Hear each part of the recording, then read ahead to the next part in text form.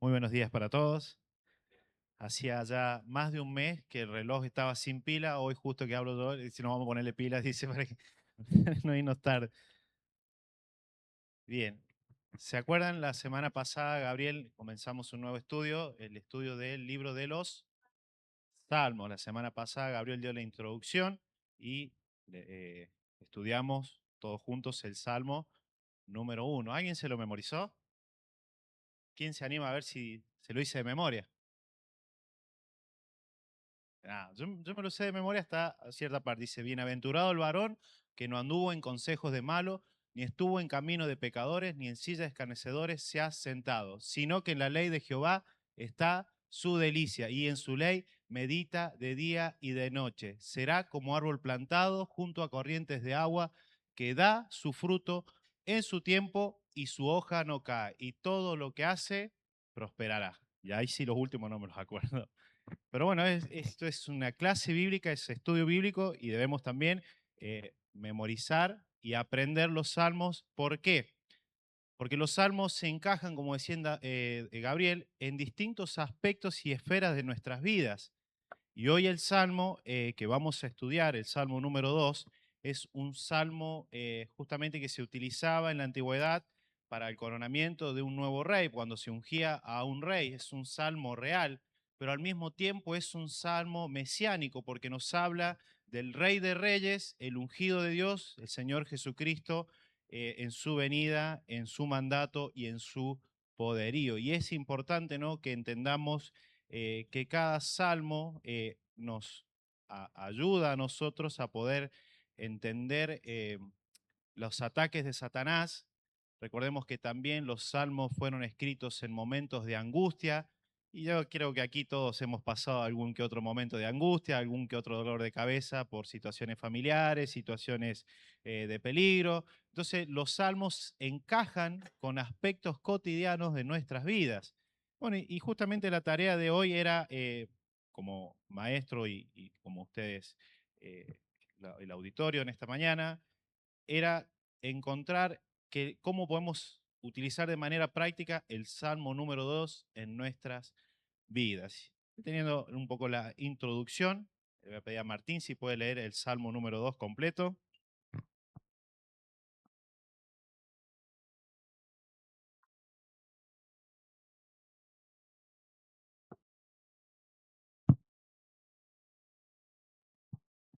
Dice la palabra de Dios en Salmos 2.1. ¿Por qué se amotinan las gentes y los pueblos piensan cosas vanas? Se levantarán los reyes de la tierra y príncipes consultarán unidos contra Jehová y contra su ungido, diciendo: rompamos sus ligaduras y echemos de nosotros sus cuerdas. El que mora en los cielos se reirá y el Señor se burlará de ellos. Luego hablará a ellos en su furor y los turbará con su ira. Pero yo he puesto mi rey sobre Sión, mi santo monte. Yo publicaré el decreto: Jehová me ha dicho, mi hijo eres tú, yo te engendré hoy. Pídeme y te daré por herencia las naciones, y como posesión tuya los confines de la tierra.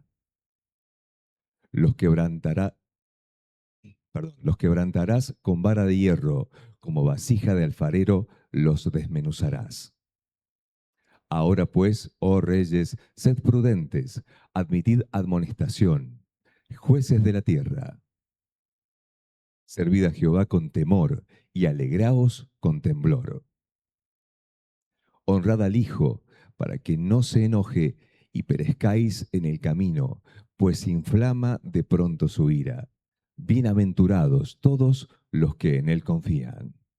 Muy bien, al contrario del primer salmo que comienza con una bienaventuranza, este salmo culmina con una bienaventuranza. De alguna manera están conectados estos dos salmos y como dije recién, este era un salmo real y también un salmo mesiánico. Este fue un salmo de David, si bien acá algunos salmos tienen que fue el escritor.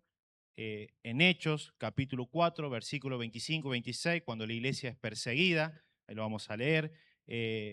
los discípulos tienen el discurso y citan este texto, este salmo. Y ellos, habiéndolo oído, alzaron unánimes la voz a Dios y dijeron, Soberano Señor, tú eres el Dios que hiciste el cielo y la tierra, el mar y todo lo que en ellos hay. Que por boca de David, tu siervo, dijiste, ¿por qué se amotinan las gentes y los pueblos piensan cosas vanas? Se reunieron los reyes de la tierra y los príncipes se juntaron en uno contra el Señor y contra su Cristo. Muy bien, acá los primeros discípulos en Hechos, cuando la iglesia sufría la primer gran persecución, aquellos que se identificaban como cristianos, aquellos que eran seguidores de Cristo, ellos citan el Salmo número 2 y le acreditan como autor al rey David. Ellos estaban citando este salmo entendiendo que lo que ellos estaban pasando era el cumplimiento de lo que se había escrito en el Salmo número 2. ¿Por qué se amotina la gente? Bien, y ahora sí, para estudiar este salmo de la mejor manera hay que seccionarlo en 4 escenas o en 4 porciones.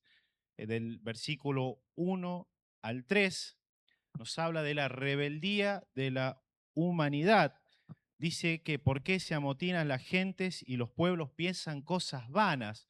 Y acá la palabra que se utiliza para amotinan o se revolucionan, dicen otras versiones, o por qué se turba la gente, no lo habla de una manera pacífica o tranquila, sino que lo hace de una manera eufórica, que la gente, los pueblos, las naciones de una manera airada complotan para poder atacar, para poder destronar a Dios.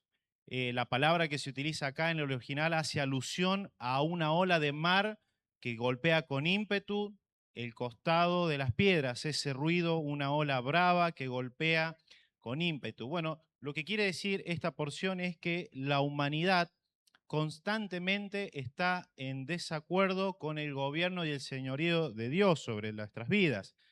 Y ahí es que entra el versículo 2. Dice, se levantarán los reyes de la tierra y príncipes y consultarán unidos contra Jehová y contra su ungido. Y acá podemos ver que en algo práctico en la actualidad de hoy en día, nosotros podemos ver también cómo esto sigue sucediendo. Pero si nos vamos mucho antes, nos vamos a los evangelios, también podemos ver a la luz de la Escritura que esto también sucedió en el tiempo de Jesús. Recordemos que tenía Jesús en la época en la que él hablaba, estaban los fariseos, estaban los saduceos, estaban los herodianos, estaban los paganos y estaban los gentiles. Entre ellos no se hablaban. El saduceo no pensaba igual que el fariseo no pensaba igual que el saduceo y pasaba lo mismo con los herodianos. Pero hubo algo en que estas tres fracciones de pensamiento se pusieron de acuerdo para llevar a cabo un plan. ¿Cuál fue ese plan? El arresto y la crucifixión de Jesucristo. La humanidad se encarga constantemente, constantemente de querer derrocar a Dios, de querer rebelarse en contra de Dios.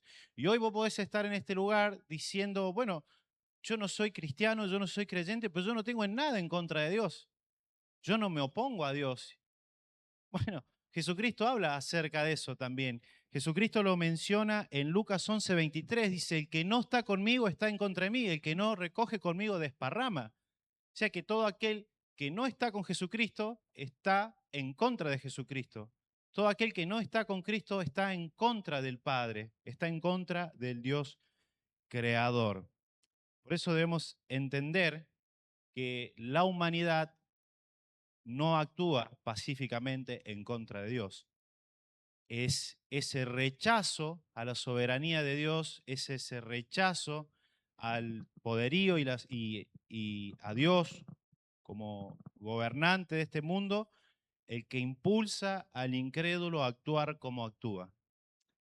Y podemos ver campañas que se realizan en el mundo, leyes que se aprueban en el mundo que atentan contra el carácter santo de nuestro Dios.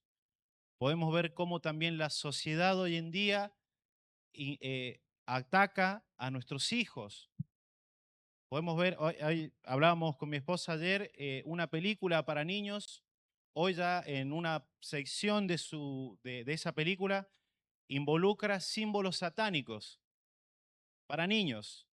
Películas que fomentan eh, la igualdad, que fomentan la percibirse como lo que vos te sientas mejor. Películas para niños.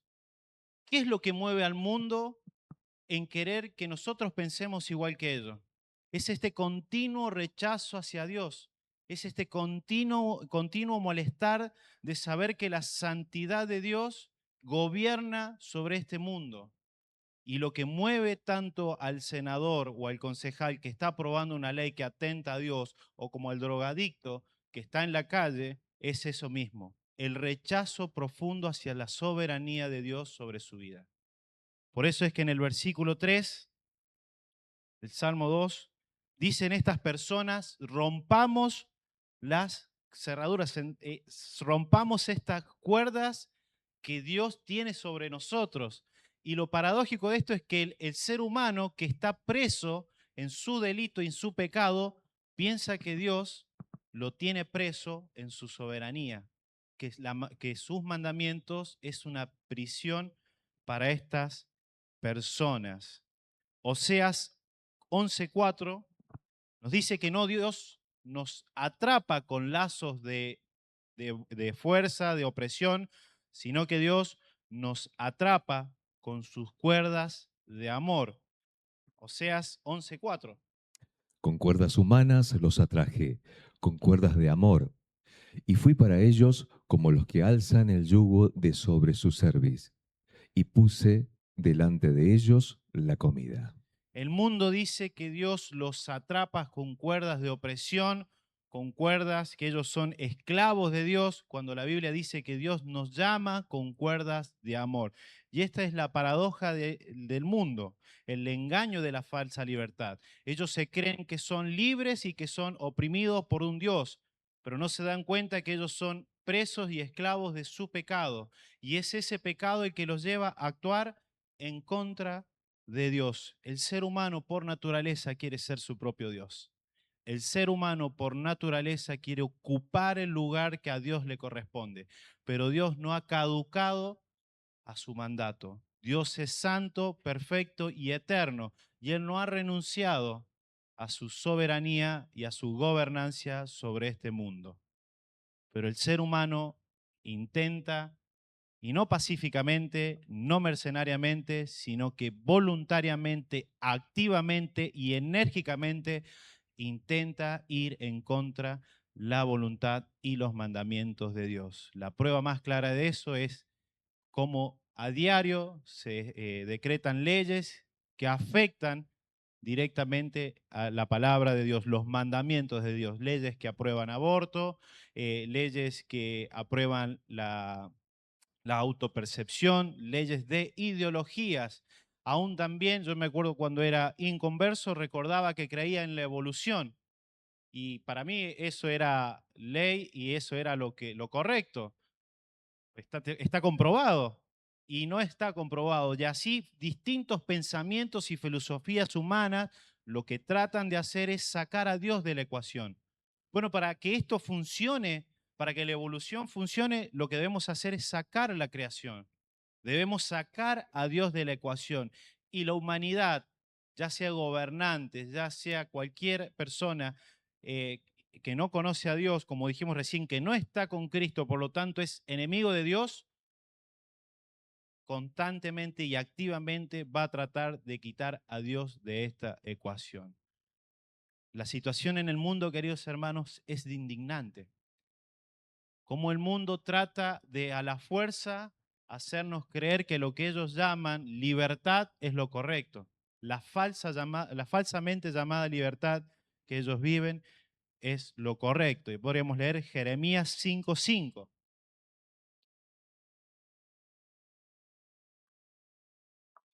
Iré a los grandes y les hablaré, porque ellos conocen el camino de Jehová, el juicio de su Dios, pero ellos también quebraron el yugo, rompieron las coyuntas.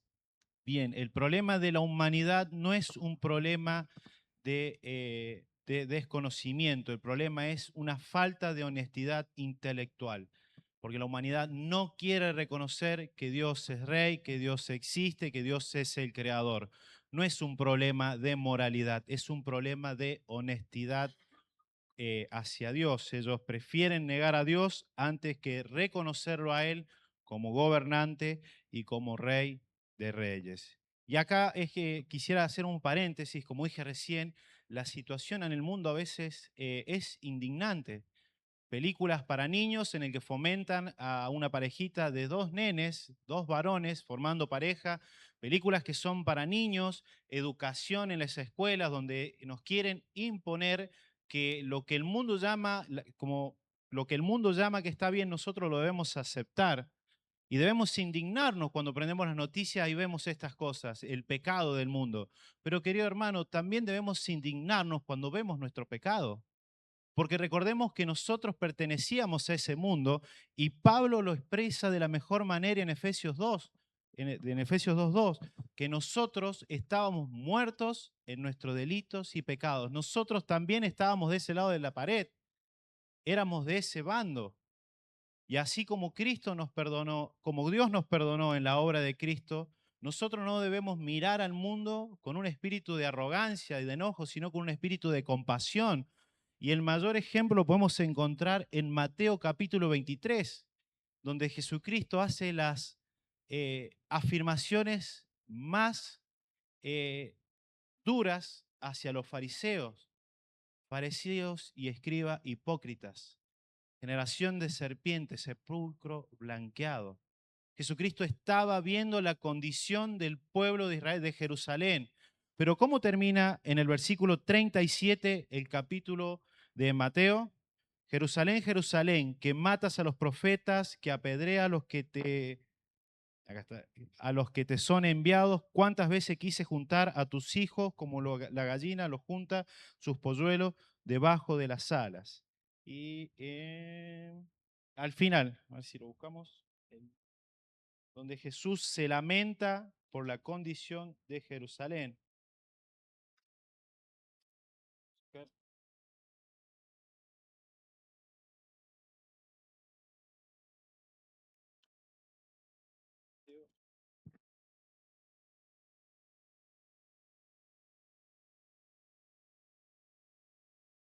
En el 37. Jesús, uno de los profetas. Sigamos, el 38 y el 39. Ahora sí. He aquí vuestra casa os es dejada desierta. Porque os digo que desde ahora no me veréis hasta que digáis, bendito el que viene en el nombre del Señor. Muy bien, nosotros vemos la actitud de Jesús ante esta Jerusalén que mataba a los profetas, que Jesús le había hecho una radiografía al corazón de los líderes religiosos, pero Jesús se lamenta. Jesús se lamenta por Jerusalén. ¿Y cuánto de nosotros, cuánto debería haber en nosotros este lamento, esta indignación hacia el pecado? Pero sin olvidarnos, queridos hermanos, que también nosotros pertenecíamos a ese grupo, que también nosotros, aún con nuestra nueva naturaleza, aún pecamos. Y de la misma manera en que nos indignamos con el pecado ajeno, deberíamos indignarnos nosotros mismos con nuestro pecado. Aún de la manera en que nos escandalizamos con el pecado ajeno, deberíamos también escandalizarnos con nuestro pecado. Porque Cristo también murió por ese pecado. Bien, podríamos también seguir citando Hechos 4, pero el 27 y el 28, haciendo énfasis en esta conspiración del mundo hacia Jesucristo. Habíamos leído el 24 y el 25, ahora vamos a leer 27 y 28. Hechos 4, 27, 28. Porque verdaderamente se unieron en esta ciudad contra tu santo Hijo Jesús, a quien ungiste, Herodes y Poncio Pilato, con los gentiles y el pueblo de Israel, para hacer cuanto tu mano y tu consejo habían antes determinado que sucediera.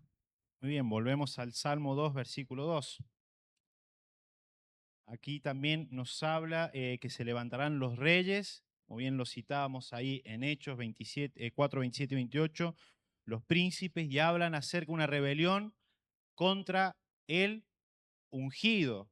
Y bien, la palabra ungido tiene una connotación importante en la Biblia porque recordemos que en el Antiguo Testamento se ungían a dos personas o dos roles. Uno era el rol de rey, en el caso del rey David, dice que fue ungido como rey, y el otro era el caso de los sacerdotes. Recordemos también a Aarón, el primer sacerdote de la tribu de Leví, fue ungido. Bueno, y acá la connotación es mucho más amplia y más fuerte por dos razones. Recordemos que los reyes venían de la tribu de Judá, muy bien, y los sacerdotes venían de la tribu de Leví.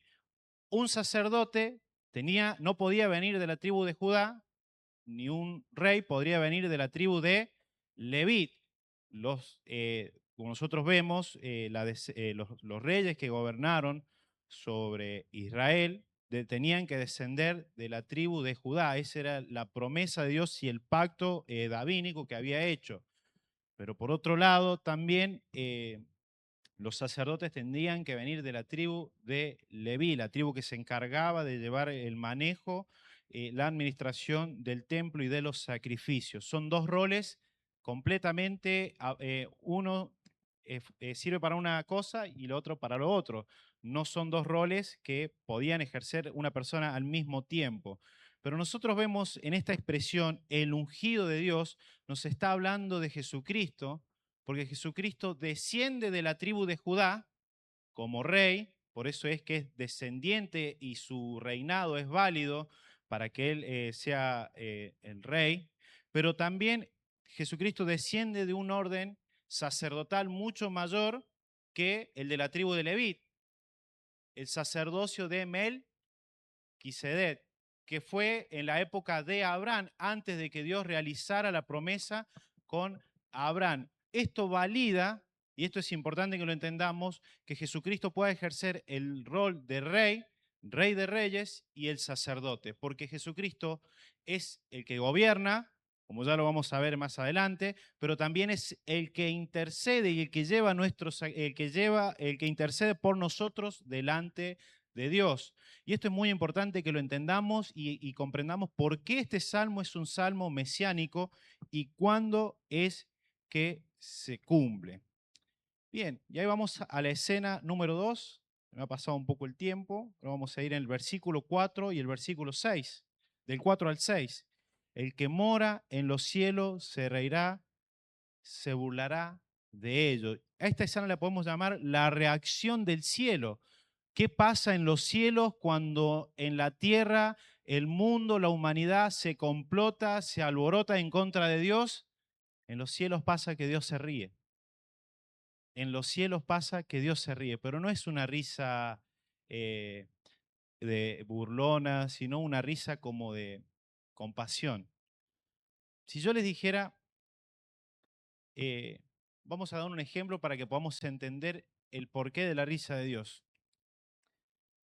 Si yo les pidiera que agarren su celular y busquen cuál es la represa o el dique, bueno, la represa o el muro de contención de represa más grande del mundo, les va a salir una represa hecha en China, en la cual, ustedes saben lo que es una represa, ¿no? Es un muro que contiene el agua y bueno, todos lo sabemos, ¿no? Bueno, nosotros si vamos a la Florida vamos a ver una represa y nos damos cuenta que sus muros son bastante amplios. Y eso que es una represa, en la Florida, una represa bastante chica. Bueno, si nosotros buscamos la represa más grande del mundo, vamos a ver una represa de 2 kilómetros de distancia, cuyos muros son extremadamente anchos. ¿Me siguen hasta ahí? Bueno, esa represa se encuentra en China. ¿Qué pasaría? Y esto es a manera de ilustración, pero yo quiero que lo entiendan. Si un día llaman al gobernante y al rey de China y le dicen, nos acaban de informar que desde San Luis, Argentina, recuerde, estamos hablando en China, desde San Luis, un grupo de, un grupo de multitudes está yendo hacia tus muros que están en China armados con palos y quieren destruir el muro y van armados con palos. ¿Qué le genera? ¿Qué le genera? Y risa. ¿Qué va a decir el que está en China? Bueno, que vengan. ¿Qué van a hacer con unos palos? ¿Qué pueden llegar a hacer con un palo de madera a un muro que tiene de profundidad o de ancho 2 kilómetros? ¿Qué va a poder hacer? Nada. ¿Qué va a hacer y qué va a decir el rey de China? Bueno, primero tienen que llegar. Y después, bueno, capaz que hipotéticamente en 45 millones de años de vida lo puedan lograr. Es imposible. La risa de Dios es en este tono, es esa risa como compasiva, porque dice, mi creación, el mundo que yo creé se quiere rebelar en contra mía, y yo aún sigo sentado en mi trono mirándolos desde aquí arriba. Y ahí podemos leer Isaías 40, 22 y 23. ¿Entienden lo irónico, lo paradójico de esto, lo irrisorio que es que la humanidad quiera complotarse en contra de Dios, que la humanidad quiera derrocar a Dios? Isaías 40, 22 y 23. Él está sentado sobre el círculo de la tierra, cuyos moradores son como langostas. Él extiende los cielos como una cortina, los despliega como una tienda para morar. Él convierte en nada a los poderosos y a los que gobiernan la tierra hace como cosa vana. Bien, acá vemos que la risa que Dios, que este accionar de la humanidad genera en Dios, es una risa de saber que Él está por encima de su creación, por encima de su humanidad. Y por más que los gobernantes, los reyes, el mayor líder en este mundo quiera sacar a Dios de la ecuación, Dios se ríe ante esa situación porque Él sigue sentado en su trono gobernando los cielos y la tierra. Es irrisorio pensar que la humanidad pueda erradicar a Dios de la historia, porque Él es Dios eterno, poderoso y santo. Pero esto también nos ayuda a nosotros y una manera muy práctica de aplicarlo como creyente y también como iglesia, cómo debemos accionar ante las malas noticias de este mundo. Si Dios se ríe, ¿cómo deberíamos accionar nosotros que tenemos a Dios de nuestro lado? Que tenemos a Dios de nuestro lado. Y como iglesia también debemos eh, esforzarnos, pero no humanamente, en querer a defender a Dios. Dios no necesita ser defendido. A veces vemos campañas protestando por leyes, iglesias haciendo marchas con un tilde un poco político y también un poco humano, queriendo ayudar a Dios. Pero lo cierto es que Dios no necesita que lo ayudemos. Nosotros, su iglesia, debemos cumplir otro rol. No debemos pretender que Dios necesita de nuestra ayuda. Dios es nuestro ayudador. Dios es el que nos ayuda y nos sostiene. Por lo tanto, queridos hermanos y querida iglesia, no busquemos con recursos humanos el querer ayudar a Dios. Cada uno de nosotros tiene un rol, un propósito, porque para eso fuimos llamados, dice el apóstol Pedro, para eso fuimos llamados. Pero ese rol no se hace con fuerza humana ni con voluntad humana. Versículo, tercera escena, en el versículo del 7 al 9, ya vimos cómo la humanidad con ímpetu quiere erradicar a Dios. Ya vimos cómo la humanidad en los tiempos de Jesús quiso sacar a Jesús de la ecuación. Se pusieron todos de acuerdo para sacar al santo, al cordero inmolado. Manuel nos compartía el miércoles que la oscuridad de esa noche no se comparaba a la oscuridad que había en los corazones de aquellos que estaban arrestando a Jesús. Y esas personas eran los encargados de enseñar la palabra de Dios, eran los encargados de gobernar la nación de Dios, escogida por Dios. Miren la condición del corazón del ser humano, querido hermano.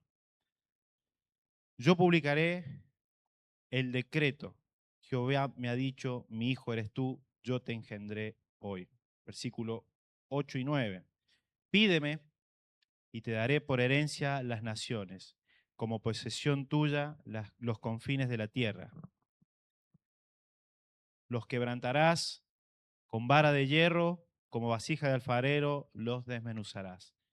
Aquí vemos el accionar de Dios después de la risa, porque podemos entender que Dios es un Dios santo, pero también es un Dios paciente.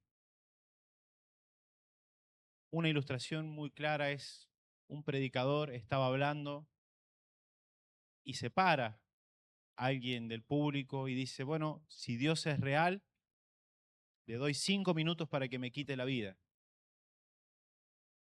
Pasando esos 5 minutos, ¿saben qué pasó? Nada. El hombre dice, pasaron los 5 minutos, Dios no es real, porque aquí sigo vivo. Y sabiamente el predicador le contestó y le dijo, ¿tú crees que puede colmar la paciencia de Dios en 5 minutos? ¿Ustedes piensan que podemos colmar la paciencia de Dios en 5 minutos? Si para Dios 1000 años, una eternidad, es un minuto. Este es el pensamiento humano.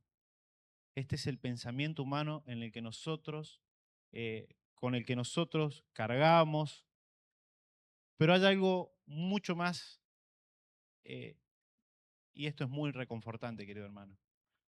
Porque el hecho de que Dios no actúa impulsivamente como nosotros sí actuamos impulsivamente, el hecho de que Dios es tardo para la ira, el hecho de que Dios es paciente, es la oportunidad que a vos y a mí te trajo a este lugar. Es la oportunidad de cuando Él presenta a su Hijo amado, aquí presenta a su Hijo, al cual le dijo, pídeme lo que quieras, pídeme las naciones. Bueno, entre esas naciones entramos vos y yo. Jesucristo le dijo, bueno, yo quiero a tales personas del barrio El Hornero. Jesucristo dijo, bueno, yo quiero a tales personas de San Rafael. Jesucristo dijo, bueno, yo quiero que sean tales personas míos. Pídeme, dice Jesucristo. Pero ¿saben qué? El ser humano juega con esto. ¿Saben cuántas oportunidades he hablado a compañeros y me han dicho, déjame disfrutar un poco más la vida? Déjame disfrutarlo un poquito más. Un poquito más. Un poquito más. Un día. Total, hay tiempo para arrepentirse. Y es verdad, hay tiempo para arrepentirse porque mientras haya vida, hay esperanza. Pero ¿qué pasa cuando rebalsamos ese tiempo que Dios nos ha dado a su paciencia? Ya no hay vuelta atrás. Ya no hay vuelta atrás para creer en su Hijo. Ya no hay tiempo. Y ahí es cuando la humanidad que tanto buscaba alejar a Dios, Dios va a hacer lo que la humanidad tanto quería. Dios los aleja de Él. ¿Dónde? En una eterna condenación en el infierno. Lo que la humanidad tanto pedía, alejarse de Dios, apartar a Dios, Dios va a llevar a cabo eso en una eternidad en el infierno. Dios no es que es un Dios malo, un Dios injusto. Dios le está dando a la humanidad lo que había pedido. Señor, no te queremos en nuestras vidas. Perfecto. Pero vas a tener que pagar una eternidad allí en el infierno por el deseo de tu corazón. Por eso es que es tan importante, y hablaba recién del rol que nos corresponde a cada uno de nosotros, anunciar al ungido, anunciar a su Hijo, predicar a su Hijo. Porque como dije recién, mientras haya vida, hay esperanza. Por eso es que este versículo dice que tú los quebrantarás con vara de hierro. Tú los destruirás como vaso de alfarero. Es aquello mismo por lo que la humanidad tanto pedía, un día lo va a recibir, pero como castigo. Y el estar completamente apartado, sufriendo una eternidad en el infierno sin la presencia de Dios en sus vidas. ¿Saben lo que se imaginan lo que sería eso?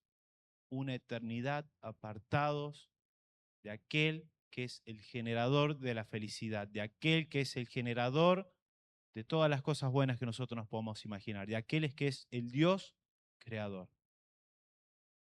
Pero la humanidad, un comentarista decía, hay dos tipos de personas.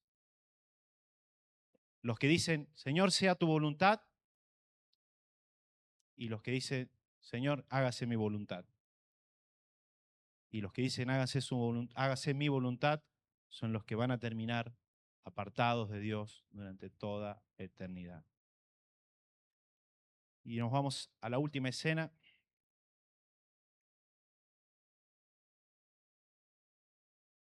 Versículo 10 al 12. Ahora pues, os reyes, sed prudentes, admitid amonestación, jueces de la tierra.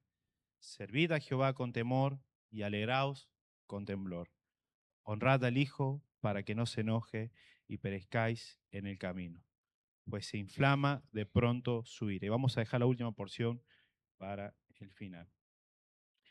En esta parte podemos llamar el llamado a la sabiduría. Aún así que Dios, ante la humanidad que se turba, que busca derrocarlo, Dios se ríe, pero también Dios decreta un tiempo determinado en el cual Él va a llevar a cabo su juicio, pero aún así Dios todavía sigue llamando a la sabiduría.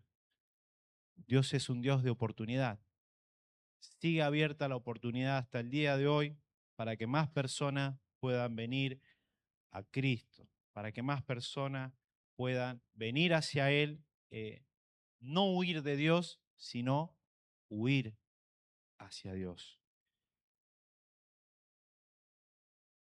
Dice Filipenses 2 en el versículo 10 y 11, nos recuerda que toda lengua y toda rodilla va a confesar que Jesús es el Señor. Toda lengua. Aquellos que van a pasar una eternidad en el infierno van a reconocer que Jesucristo es Rey, que es Señor, y van a tener que sufrir, pagar el castigo por no haber creído en aquel que dio su vida por ellos. Y esta aplicación para la vida del creyente es una bienaventuranza. Es una bienaventuranza, porque sabemos cuál es el destino que nos espera por haber creído en la obra del ungido de Dios, por haber creído en la obra de Jesucristo. La iglesia debe moldear este servicio reverente pero gozoso.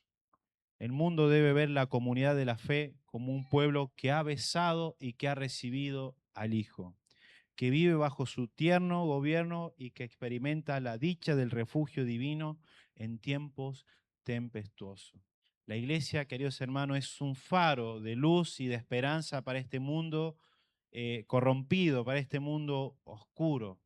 La iglesia es ese faro donde las personas pueden acudir a tener ese encuentro con su Salvador, con el Señor Jesucristo. Ese es el rol que la iglesia debe cumplir de la gran comisión, salir y hacer discípulos. En los confines de la tierra, la iglesia es ese faro para que las personas puedan venir a buscar auxilio, ya sea por las distintas situaciones que a veces nos encontramos allá afuera, problemas económicos, problemas familiares, problemas con las adicciones. La iglesia es ese faro donde replica la luz de Jesús que hay en nosotros por medio del Espíritu Santo, para que las personas vengan y encuentren en este lugar a Jesucristo, a Jesucristo. Y que ya no tenga el mundo que estar huyendo de Dios, sino que también pueda estar huyendo hacia Dios, viniendo hacia Él a buscar su cuidado y el gobierno sobre sus vidas. Como dije en un principio, el mayor problema del mundo no es quién lo gobierna. El mayor problema del mundo no es cómo está la economía. El mayor problema del mundo es que su honestidad intelectual no les permite, no quieren reconocer que hay un Dios que gobierna. Pero lo reconfortante para aquellos que son sus hijos es que nosotros conocemos a ese Dios por medio de Jesucristo, que es la imagen visible de un Dios invisible. Hoy nosotros podemos tener una relación personal con Dios, porque ya nuestro pecado, querido hermano, ya no es ese impedimento que nos aleja de Dios, porque Cristo ya ha hecho su sacrificio voluntario por nosotros y nos ha limpiado de nuestro pecado y de nuestra maldad. Pero también tenemos el Espíritu Santo, que es el que intercede hacia Dios por nosotros. Por eso es que nosotros conocemos a este Dios vivo y verdadero. Y podemos salir al mundo y decir, Dios no es un opresor, Dios no te está oprimiendo, lo que Dios te está haciendo te está ayudando. Lo que Dios quiere hacer es encaminar tu vida, lo que Dios quiere hacer es corregir tu vida. ¿Cómo puedo corregir mi vida? Ven a Cristo, ven a Cristo. Mira aquel que es Rey de Reyes, que está sentado en su trono, el cual el Padre le dio su heredad allá en los cielos. ¿Cuándo se llevó a cabo eso? En una cruz, en una cruz. Cuando toda la humanidad complotó contra el Santo de Israel para darle muerte. Dios ahí, ¿saben lo que estaba haciendo? Estaba validando su promesa, sus pactos en esa cruz. Porque Dios estaba certificando a Jesucristo. Y muchos podrían agarrar el versículo que vimos antes y decir, mirá, yo te engendré, Jesucristo no es Dios. Muchos usan ese versículo para desacreditar la deidad de Cristo. Pero todo lo contrario, lo que está haciendo esa porción es recordar que de la descendencia de David iba a venir un rey mayor, y ese rey es Cristo. Por eso, queridos hermanos, cuando el mundo viene con sus argumentos, con sus filosofías y sus pensamientos, como nos compartía Gustavo anoche, nosotros sabemos qué hay detrás de eso. El engaño, Satanás, aquel que transgiversa la verdad, aquel que es el engañador, aquel que es el destructor. Y ayer hablaba con los adolescentes y les decía, nosotros no nos debemos conformar a los deseos y las pasiones de este mundo, porque este mundo es como un río que fluye y nosotros debemos ir en contra de la corriente. Pero no nos olvidemos también que nosotros salimos de éramos parte de este mundo, éramos enemigos de Dios.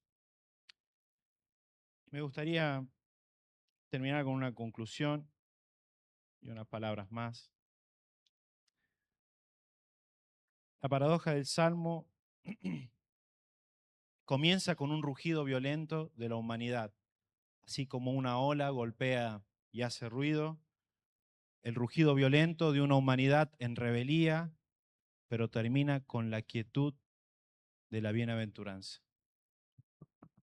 Este salmo termina diciéndonos que besemos al Hijo, que recibamos al Hijo. Nos invita a que en nuestros corazones haya quietud.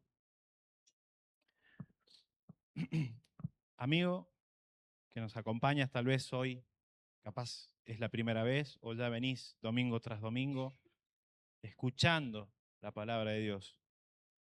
El Salmo 2 nos coloca a todos en una encrucijada inevitable.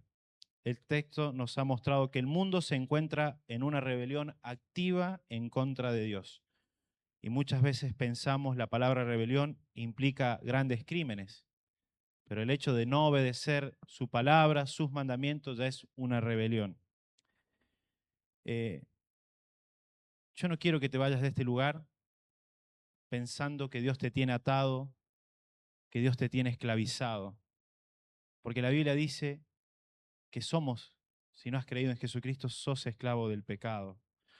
Pero también la Biblia nos hace una invitación en que podamos acudir en renuevo de perdón y arrepentimiento en la obra de Jesucristo. Yo les voy a pedir que se pongan de pie, pero por favor, delante de su silla pónganse de pie. Todos nos vamos a poner de pie. No voy a hacer nada raro, quédense tranquilos. La invitación que Dios te hace al final de este salmo, que vas a ser bienaventurado, al igual como Gabriel nos compartía en el salmo número 1, todos los que en Él confían. Dice, bienaventurados todos los que en Él confían. Y mientras estudiaba, encontré la historia de un predicador misionero llamado John Patton, que salía a predicar a las tribus muy alejadas, era un predicador escocés.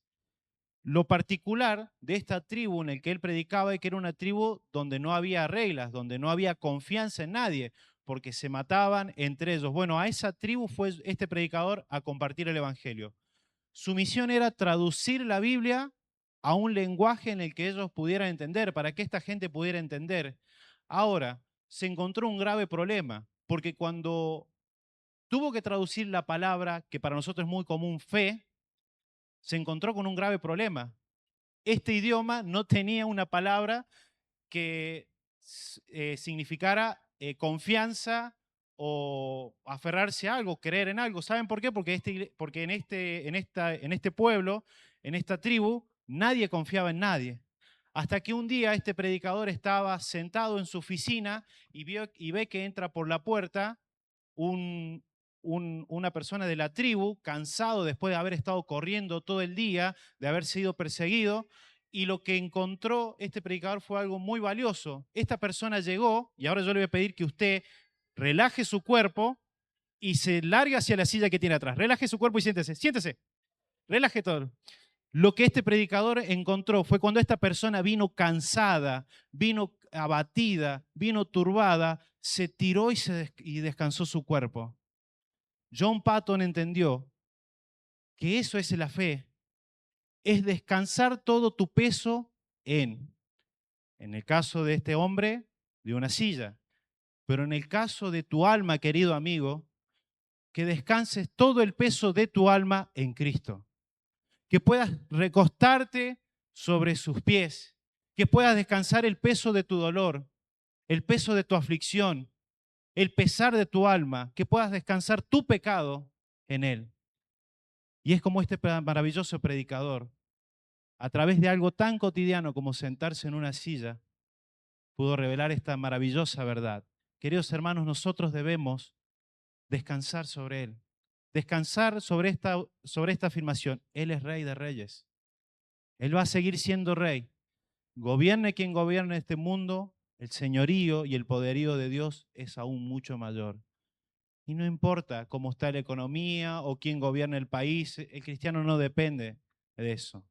El cristiano depende de que Dios sigue sentado en su trono y que hasta el día de hoy Dios ha provisto un medio de salvación para que todo aquel que en Él cree, dice Juan 3:16, no se pierda, mas tenga vida eterna. Pone tu peso sobre Cristo. Descarga el peso de tu alma para que puedas descansar en la obra redentora de Jesucristo. Que Dios bendiga su palabra.